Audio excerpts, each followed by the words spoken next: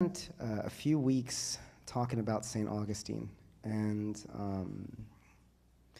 I guess before we get started, well, first off, we keep talking about this. Are we going to get like 18 people in the back every time? Guys, really? Come on, move up. Let's be a family. Come on. You can do it. You can do it. If you're in the last 4 rows of a church that's not full, I'm just going to laugh at you, okay? Come on. Look at you go. What a blessing. The virtue of obedience is a good one in the back, in case you're wondering.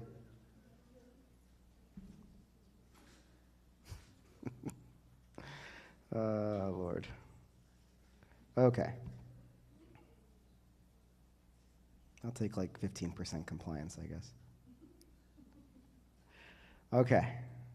So, this has been, in my opinion, one of the most fun things that I've had the privilege to really do is this deep dive on St. Augustine during Lent, because as we continuously talk about in this series, Augustine is in all of us. He's in all of us. This is not a saint that we can't identify with, that we can't connect with, that we can't understand. And the reason for that is that he's as broken as we are. He's as broken as we are. And that's why we spent 2 weeks talking about how he fell. He was strayed by restlessness, by this insistent desire for more every time. And we said that ambition without God is foolishness. Okay? And then last week we talked about what slayed him, what actually put him in the ground.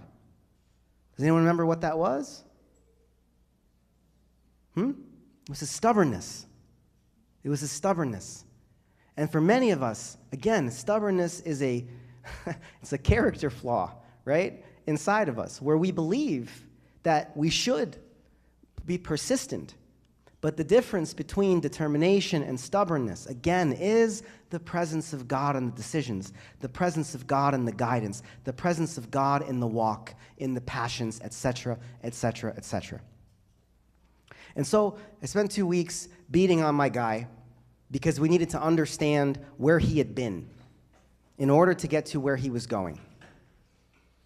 And now we're at the apex, which is what saved him. What saved him? Because in the end, I can talk about St. Augustine being a dumpster fire all I want. He's still St. Augustine, right? So there's something that happened along the way that got him where he needed to go. And that's what we want to meditate on by the grace of God today, is what saved St. Augustine. And why am I saying this? And I hope that everybody dials in tonight, because tonight is about, if this is what saved Augustine, I want you to invert this. And don't project this outward at Augustine, project it inward. What do I need to be saved? To be saved from my restlessness, where the next relationship, the next job, the next salary increase, the next drama with my family, the next aspiration that I have doesn't become my end game. What do I need to be saved from the stubbornness that has led me to suffer countless pains in my life? Now, I want to be clear. Am I saying that we're not going to suffer because we are saved? No. But it's a different kind of suffering. As we've said before in this group, there are 2 types of suffering. The first type of suffering is self-inflicted suffering, the suffering that we choose. And it's because of our decisions, both pure and impure. Just kidding, it's just impure. That's how you suffer that way. You make bad choices? What is it? What do you guys say? Play stupid games, win stupid prizes? Yeah, that's how that is, okay? So that's the first type of suffering. The second type of suffering is the suffering that is a blessing, not because of anything we did wrong, but because God says, you can partake in my sufferings. You can carry like me. Because as we know, did Christ do anything wrong? He was innocent. He was blameless, and yet he suffered. But this suffering was perfection. So for us as Christians, we need to be saved from ourselves, from our restlessness and from our stubbornness. And how are we going to do it? Well, we're going to go through Augustine's journey right at the end. Not the end of his life, but rather the end of his perdition. And the answers are there. So the first way that we are saved is enlightenment. Enlightenment. Okay.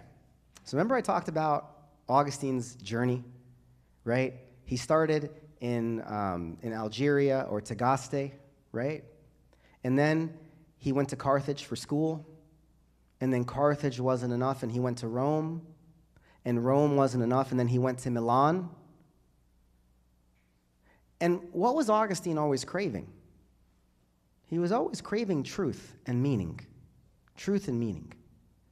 So he goes to Milan.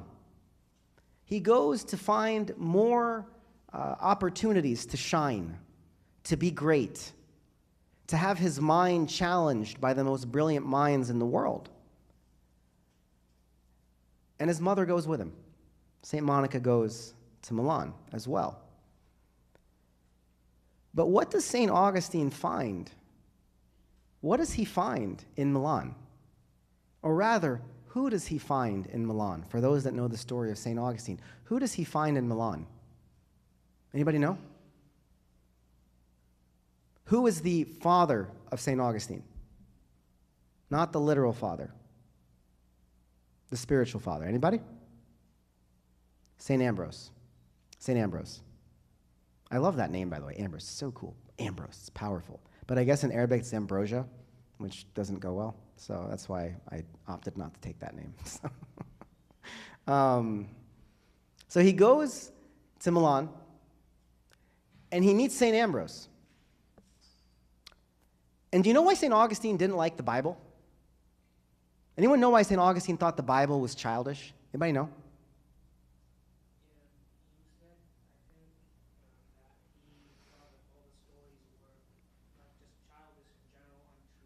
Exactly.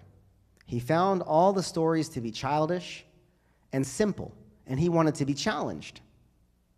But you know what was funny? Was St. Augustine subconsciously, I'm reading a great book about him right now, subconsciously, he associated the Bible with his mother, who he considered simple-minded. She wasn't very smart. And the people that read the Bible where he grew up weren't very smart.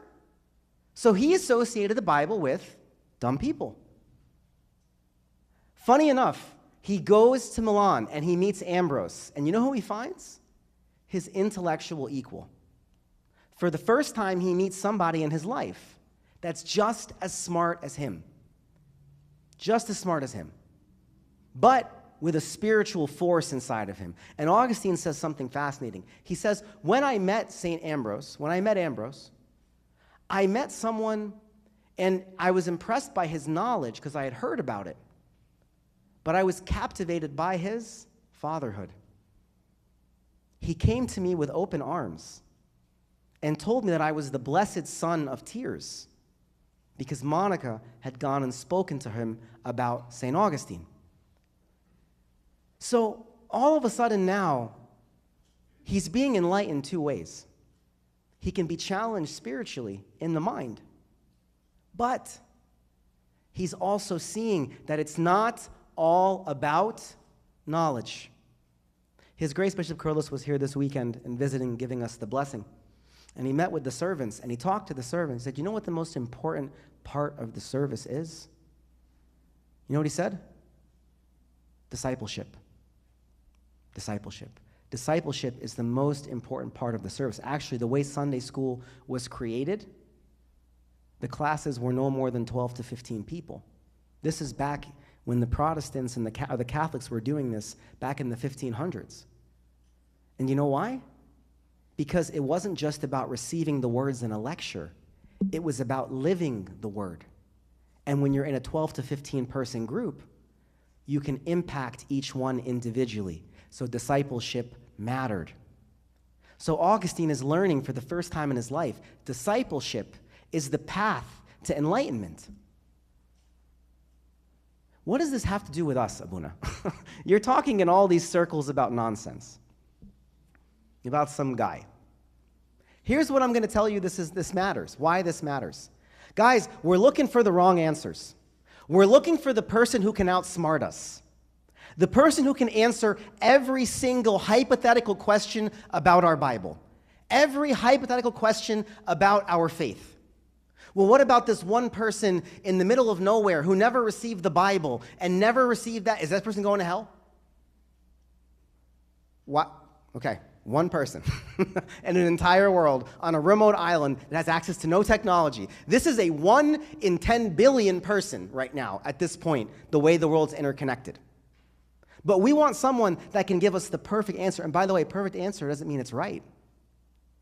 How many times do we hear an answer and we say, not convinced, not good enough? Not good enough, eh? Not good enough for who? If it's words from the Bible, it's not good enough? Okay. Do you want to be enlightened? Or do you want to be darkened? What do you want? If you want light, don't rebuke light. So part of our problem is when we crave enlightenment, we crave it on our terms. We crave it in our way. It has to be the way we want to hear it. Then I'm going to go a step further. How many of us, and I've said this before, how many of us have a couple people in our lives who are our counsel that we can talk to, that we will listen to? How many people have that? Oh, I listened to, what did I say last week, Captain Falafel, right? That's my guy. He tells me when we've had too many shots. That's awesome. I'm really happy you've got a guy that, encourages moderation so you don't vomit. That's awesome. Cool. Right?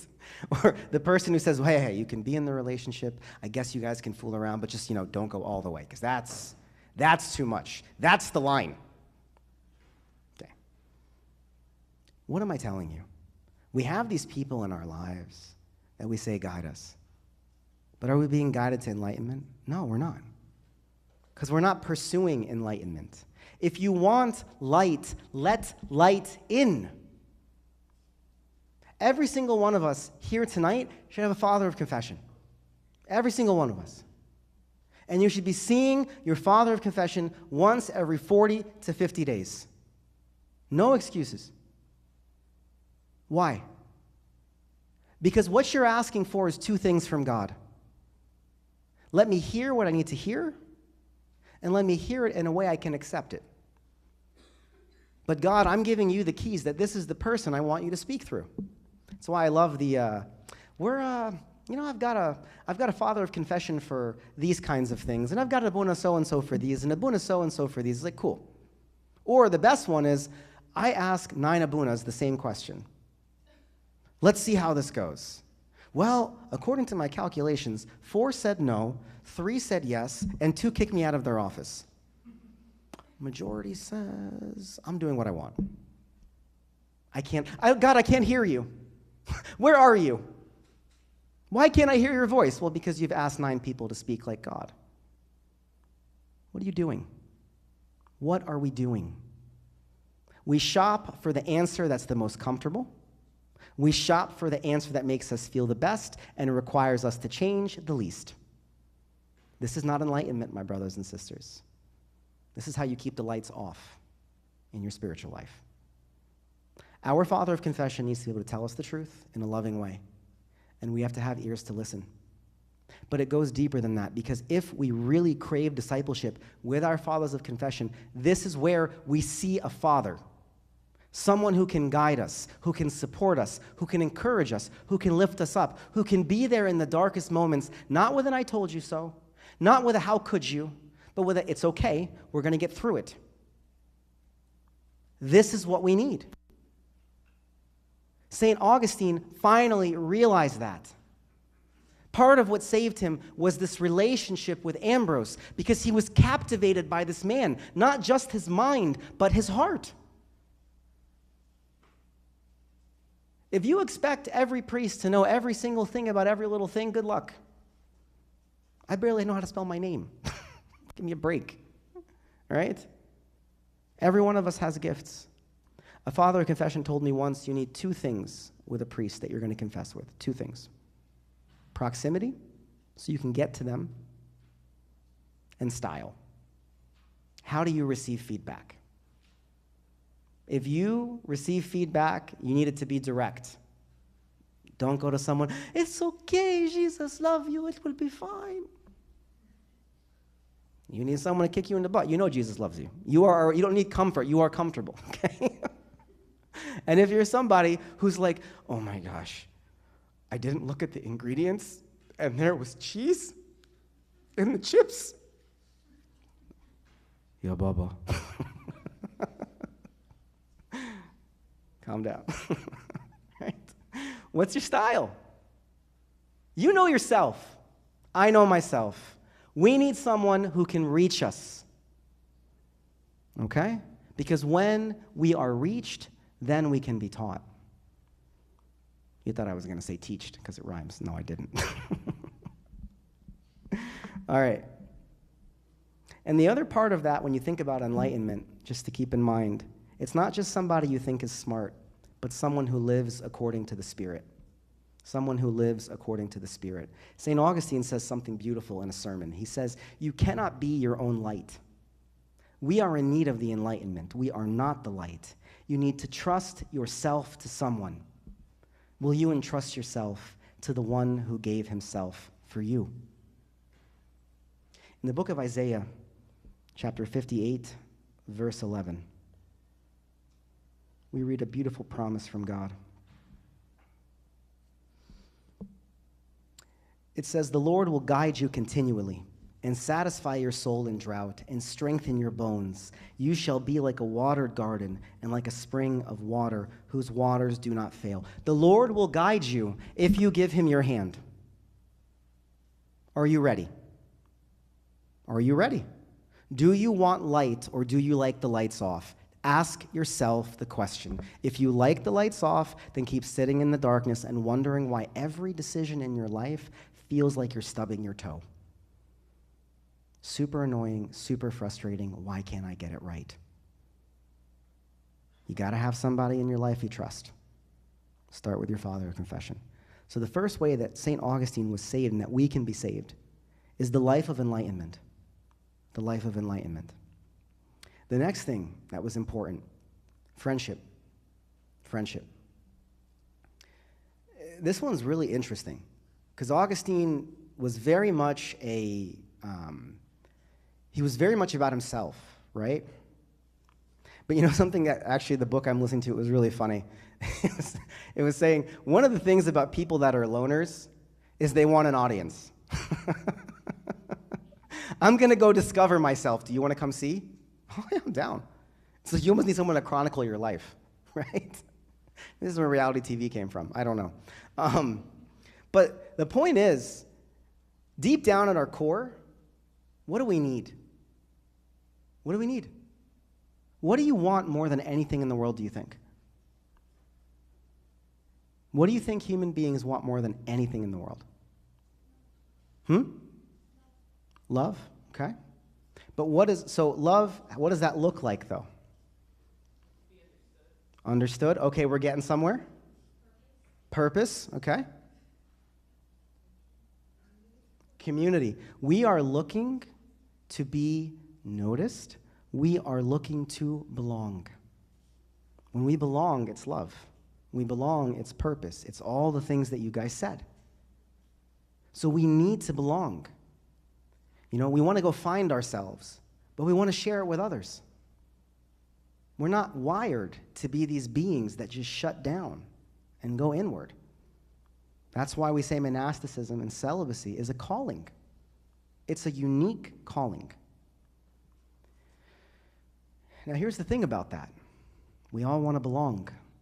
Augustine wanted to belong. In his book of Confessions, one of the best, Augustine was hilarious because some of the things he did, he was so shetty and like zift. Why would you be this way? Like you're rillis. Like he tells a story about when he was young, when he was living in Tagaste. Him and a bunch of his friends decided that they were going to go vandalize a bunch of places and steal oranges. Like, why? What was the purpose? He said, I didn't keep any of the fruit. I just wanted to be along for the ride. I just wanted to be with a group of people that wanted to do something. And I loved it. And he's like, I didn't keep the fruit. I didn't, do anything to the places. I just wanted to be there, and I wanted to be a part of it. So what does it show you? Number one, that he was dumb when he was young. But what it shows you is you may have in your mind who you want to be, okay? You may say, I want to be a Christian, I want to be this, I want to be that. Our individual resolve can melt in any environment where others entice. Our individual resolve can melt in any environment where others entice. He tells another story about a friend of his who was addicted to the gladiator games, and he loved the bloodshed.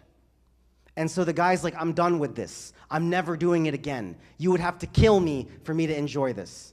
And he got tricked into going.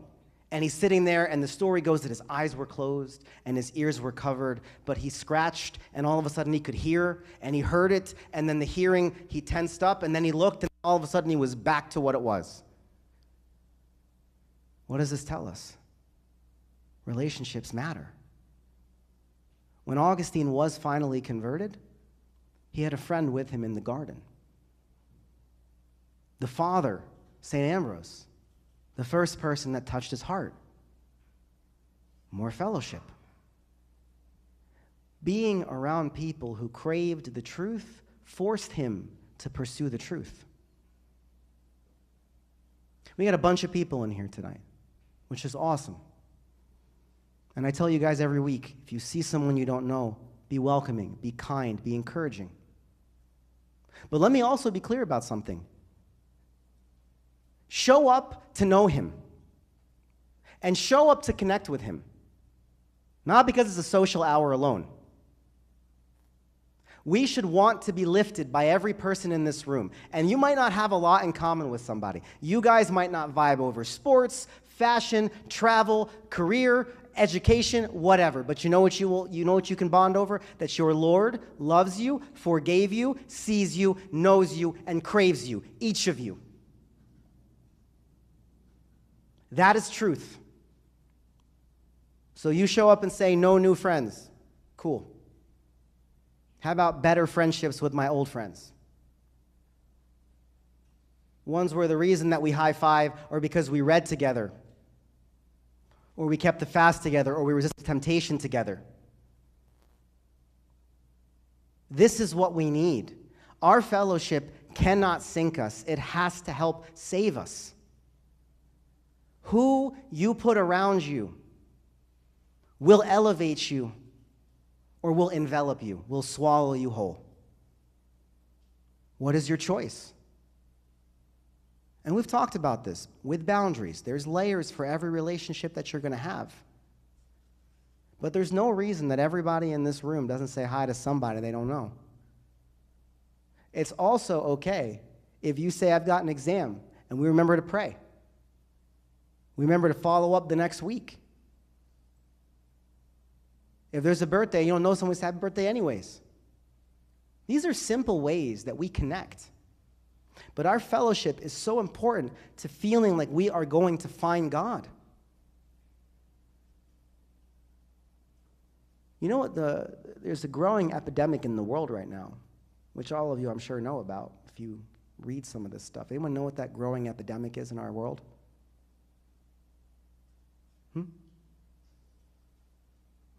Loneliness.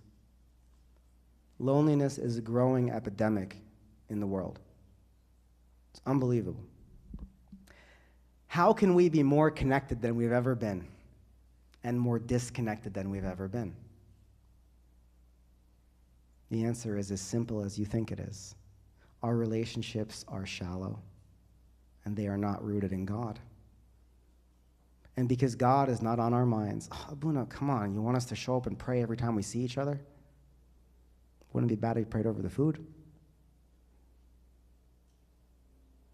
You want us to read the Bible every time? It's your call.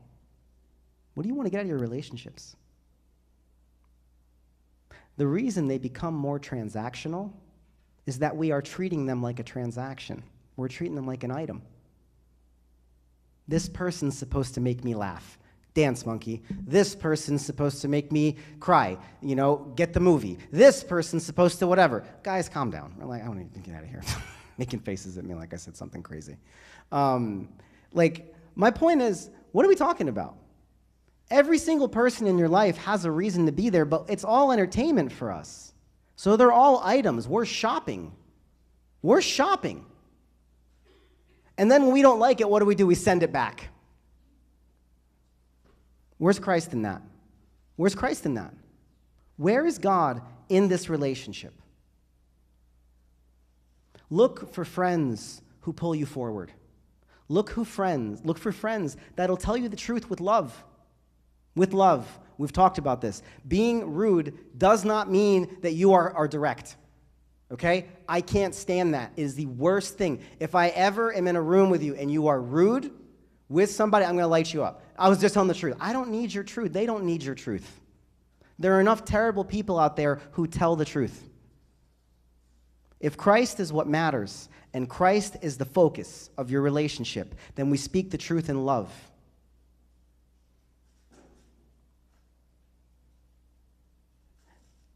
In the book of Malachi,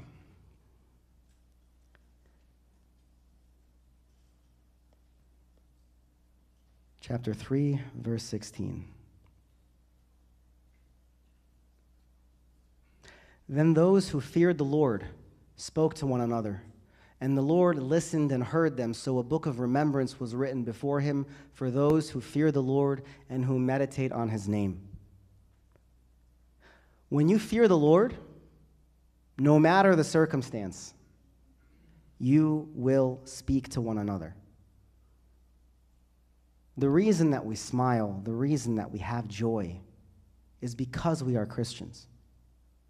We carry an eternal joy inside of us that is yearning to radiate out of us. The question becomes, do you want to be that light? Are godly relationships important to us? And if they are, the Lord will hear us. He will hear our cries about loneliness. He will hear our cries about feeling like we are stuck in our friendships. He will hear our cries for all the things that we feel we don't have. But the goal is fear him and speak to others. Use it as an opportunity to connect, to come closer. Friends helped save Augustine because their voices lifted him. And for the ones who were far, when he started to come closer, he wanted to bring them. Actually, one of his friends, they were saying that he felt particularly responsible for because he had convinced him to be a Manichaean or a Donatist. And so he spent so much of his priesthood trying to save that person because he'd brought him to a wrong place. If we want to be saved, we need to be enlightened. We need a father of confession that guides us, lifts us up. If we want to be saved, we need to have friendship that elevates us and challenges us to be better. Okay. That being said, how are we really saved? Grace. How was St. Augustine saved? Grace. St. Augustine says something that I'll share with you. He says, work as though everything depends on you. Pray as though everything depends on God. Okay? This is what he says. Do you know why he says that? Because grace is a gift that we can't buy. Okay? But when we work, it shows our faith. And then we experience grace. We experience grace. This gift that we can't get. And so Augustine had read all the books. He'd done all the homework. And yet, here he is, still falling in lust, still falling in his passions, still not able to fully commit to God, even though he finally acknowledges that God is the one. And he loses it. He can't deal with it anymore. He says something to his friend. He says, the peasants are reaching up and stealing heaven, while we, the educated, can't even find it. He's so frustrated. He's like, I've done all the work. Why don't I get it? And how many of us do the same thing? Come on, Abuna, I read, I fast, I pray. Why am I still falling in lust? Why am I still falling in anger? Why am I still falling in pride? Why am I not married? Why do I not have this job? Why do I not have this school situation figured out? Why is there this problem in my family?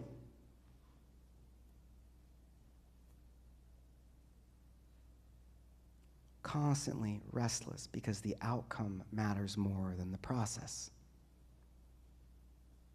We have a reason why everything needs to be fixed for us to be okay. Instead of us being okay with God fixing it according to his plan and his way. That's the shift. And so Augustine, finally, he got to a place where he just couldn't figure it out anymore. He's like, I don't know what else to do. I've done everything I can. And I have news with you guys. I have news for you. You can't do it alone. You will not take heaven with your bare hands. You will not take peace with your bare hands. You will not take joy with your bare hands. You will not take any good grace in this world with your bare hands, because that makes it as though you could earn it. You can't earn it.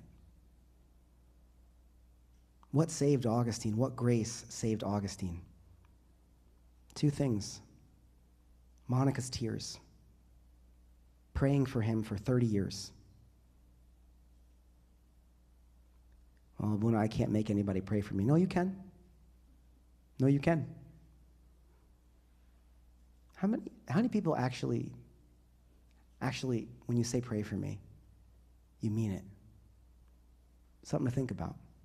I'll never forget, I had an experience before I was a priest.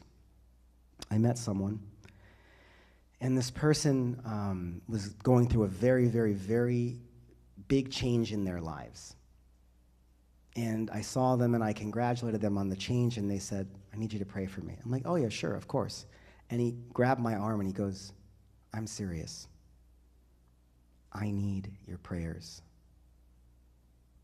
I never forgot that. Because that was someone who fully understood how out of their hands their situation was. What do we do, guys? We look for the next angle. Well, if I apply this way, well, if I change like this, well, if I lose 15 pounds, well, if I dye my hair, maybe this will give me what I want. Maybe they're the problem. You're always trying to solve it.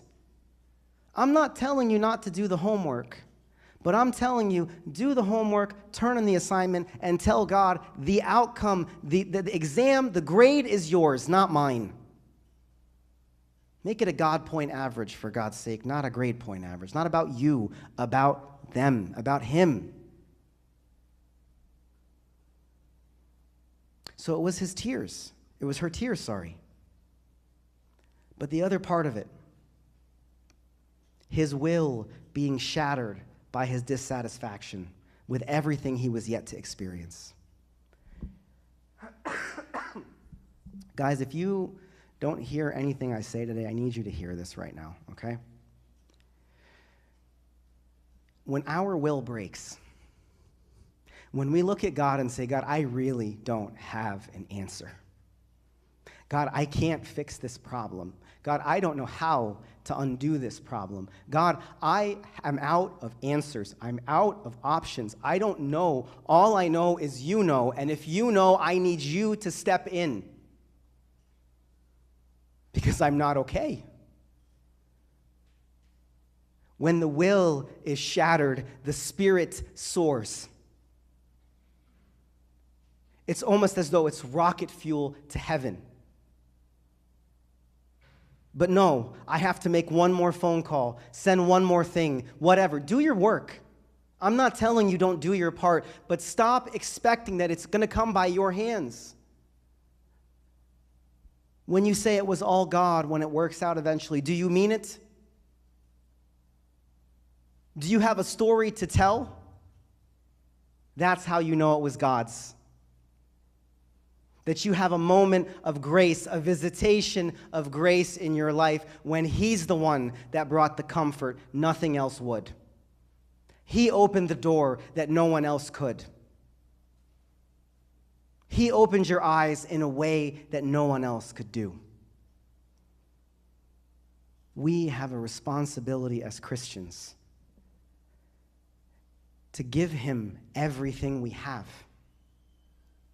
Between her tears and his will being shattered, the two of them broke the glass ceiling between Augustine's heart and heaven. And I encourage all of you, come in your weakness.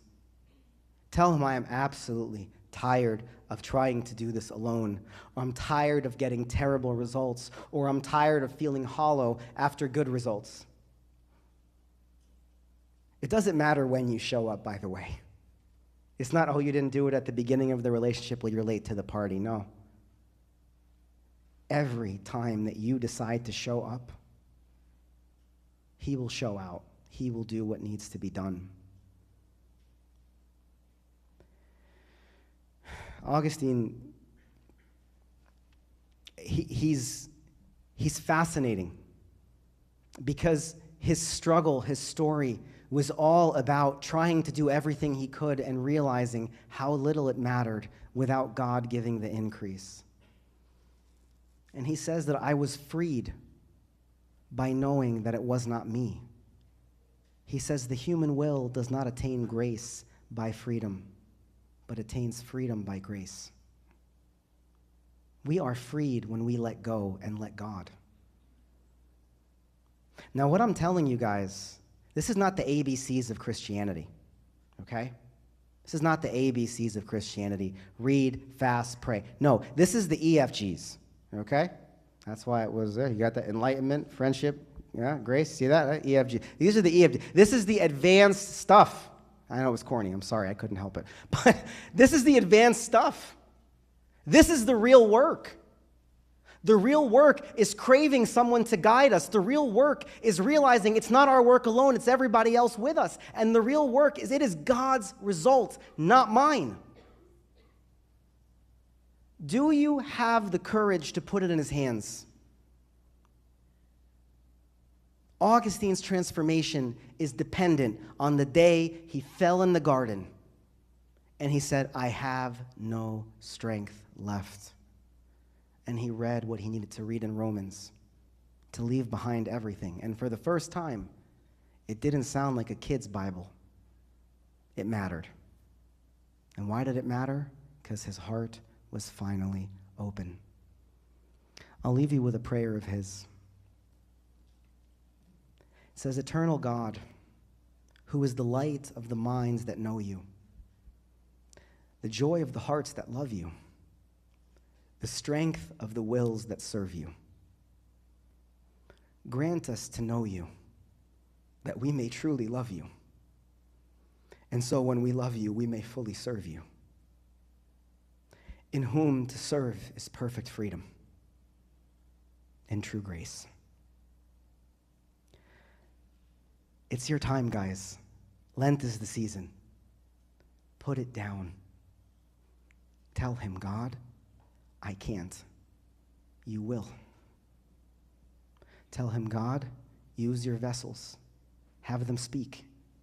Give me ears to hear, a heart to understand, and eyes to see what you intend for me. And when we do these things, the Lord will bind us up in a way that we cannot expect. He will transform us. He will save us from ourselves. Restlessness is buried in discipleship because you let someone else pull you along. Stubbornness is buried in friendship because what you decide is that other people can help me get where I want to go. And anger and frustration and passion is buried in grace. That I cannot defeat these things alone, but only in your hands am I safe. And glory be to God forever and ever. Amen. Questions, comments, concerns? Andy.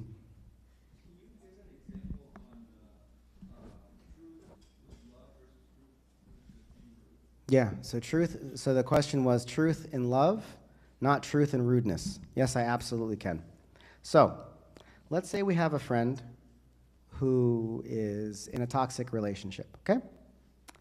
And this person all of a sudden is not hanging out with our group anymore, is acting different, dressing different, blah, blah, blah. And anyone says anything, they're defensive. So speaking the truth, this is my favorite thing. So many of you guys use. We need to sit down with this person, and we do an intervention.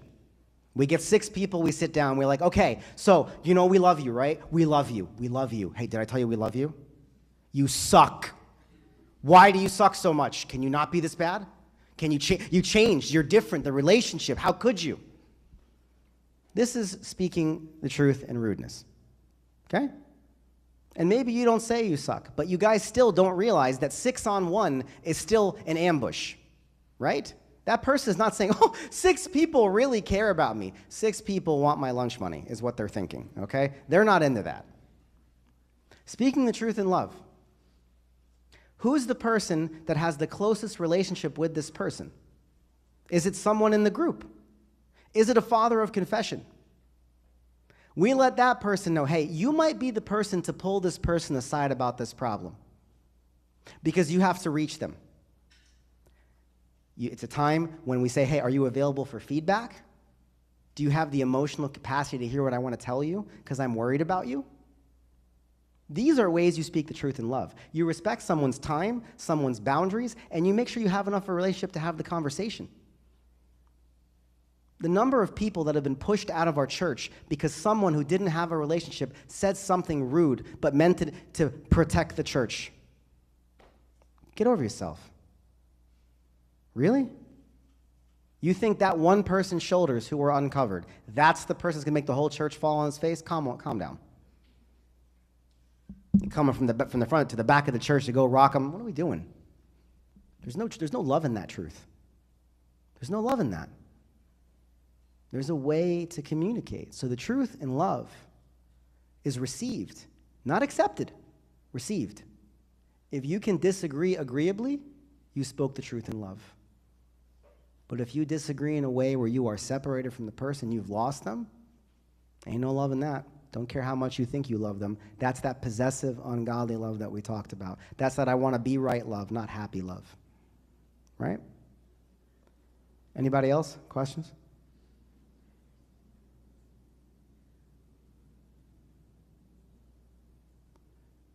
Y'all know how this works. We're going to do our takeaways if I don't hear nobody. Is there a hand back there? No? All right. I guess we're going to have to do this then. All right, takeaways. Just so I can see. White shirt right there. Yeah, one takeaway. Yep, looking right at you. Yep. Hi, young lady. I just can't see you far enough. Hi. Wearing the green. Hi. One thing you took away from the meeting.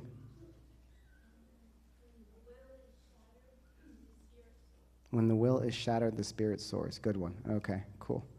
You know, if you're out of the meeting in the back, I can get you later. Joy, one thing you took away.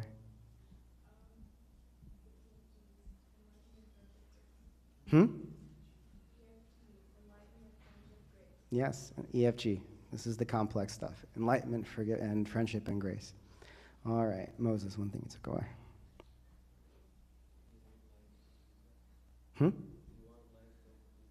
Yeah, if you want light, let light in. Okay. Glory be to God forever and ever. Amen. Guys, before we get up and pray, let's take 1 minute.